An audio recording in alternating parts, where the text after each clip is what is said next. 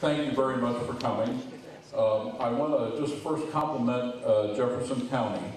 I have been through the planning process and worked with your professionals at the planning department, your director of planning, your building department are professionals.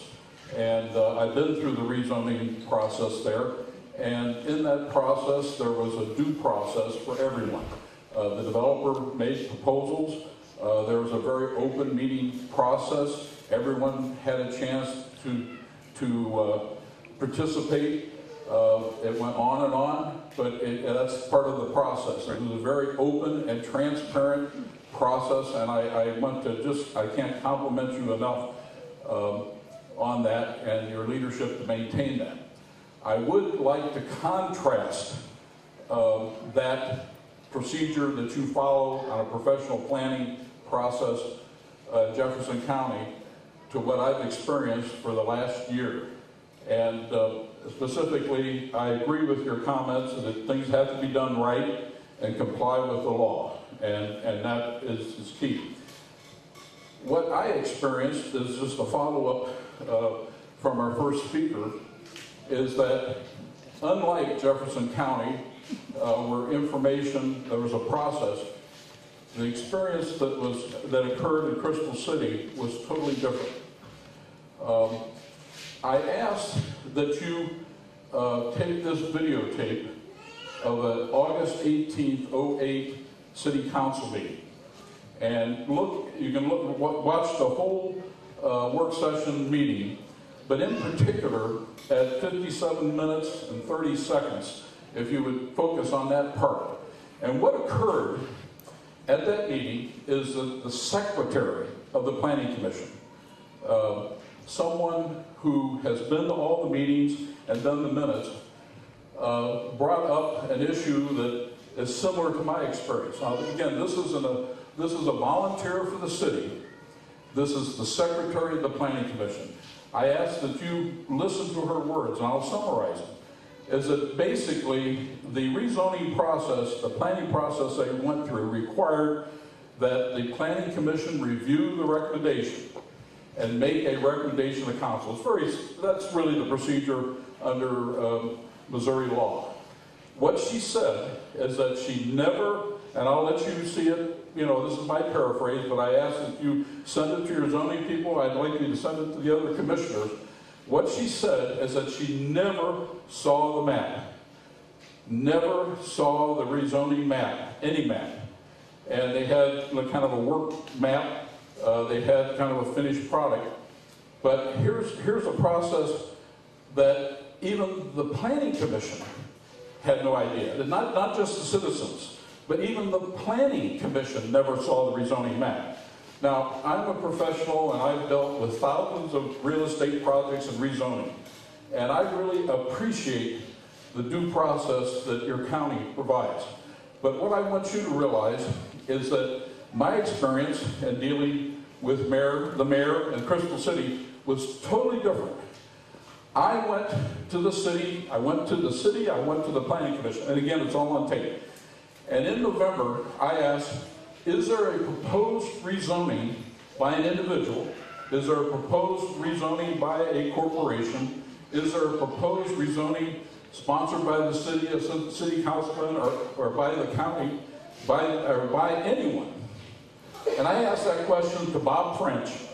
I asked that question to the Planning Commission, and it's all on tape. And the answer I received consistently, and this is November of 2007, is that no, there hasn't been any proposed rezoning, any map, anything proposed. And again, we can provide the tapes to see it. So in November of 2007, they referenced that, to our best knowledge, nothing was happening. And again, not only were we in the dark, but Crystal City's own Planning Commission never saw anything. So I want you just to, if you would, please look at this and understand that, you said do things right, comply with the law. The law has not been complied with. And there's a process which this will come out, And I know you may not be aware of what's happened. You seem like a very fair, open, honest. Everything that I've seen about Jefferson County has been wonderful. I want you to understand what we've been through and how the law's been violated and how everyone's been kept in the dark in violation of Missouri law. And even their own planning commission, their own planning secretary verified they were she was kept in the dark. And there's other people on the planning commission. So please look at this. I want you to understand the lack of due process, the total surprise element, contrary. You can't even imagine what we've been through. And I just ask, will you take this tape and watch it, and will you pass it on to your planning commission and other planning and your other commissioners? I just want them to be aware of it, because my biggest fear is that the paper and other people don't communicate to you the lack of due process and the legal illegality that has occurred in Crystal City. So will you present this to your people before we leave? I'll be happy to look at it and my folks.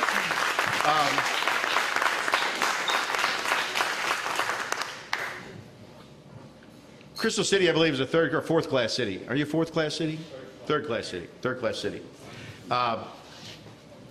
Municipalities, third, fourth class cities, villages, they're not run by professionals. They're people who have jobs and other responsibilities, and then, you know, twice a month they go to council meeting and they make decisions. And people are often led by professionals, and you rely on people to do things. You rely on your professionals to do things. Whether or not the law was followed, I'm not an attorney and I can't speak to that, but I can tell you what I do know. And that is, the governing body of the county is the county commission. And any zoning change must be done by the county commission. And we often do go against the recommendation of staff and the recommendation. We do silly things sometimes too, but we try to, you know, we have professionals. And in a third or fourth class city, the governing body is the mayor and board of aldermen. And when a zoning change occurs, that's where it's done. It's not done at the planning commission. They make recommendations, they interpret, they make recommendations to the board of aldermen. It's done at the board of aldermen. And as a former mayor of a fourth class city, I spent many, many meetings where it was me and the board and nobody ever shows up. And somebody says, we got to do this, we got to do that. You bring an ordinance, is this right? Yeah, that's right, you pass it. You don't have the expertise to read the metes and bounds of the legal description. You don't have that capacity. And so you pass it on the belief that you've gotten good information. And that could have happened. Things can be set right if their errors occur. And that's a good thing. But you can't go back and change what has happened. Now, whether or not the legal description was accurate, and from what I've heard, the lines run errant into residential property that was probably not intended to be industrial. But I'm hearing this secondhand. Those things can be fixed. And that is why you need to attend your city council meetings, and you need to be active. And I'm not pitching this as a commercial against charter government, but a whole bunch of amateurs sometimes make mistakes, and you know, we at the county level, we're paid full-time people, and we're there every day, and we hire full-time people, and we pay them, and we expect that they do their job, and we get a pretty good result. But you can't fault them. They're just the bread man down the street who happens to be an alderman at the time, who's doing the best that he can for what he believes is right. We can't be mad at these people. If we want to vote them out, we can vote them out, but they're our neighbors, and they're doing the best they can. We have to respect them for that. So I'll be happy to do this, happy to look at this. This may be a really good example of, you know, what not to do. It may be, you know, when we show people. I don't know, I haven't seen it, but, you know, I'll be happy. I have seen many silly things. My county commission passed we passed a village of 3 people. 3 people. I mean, it's the silliest thing I've ever heard of, but we did it. So that's the way it is.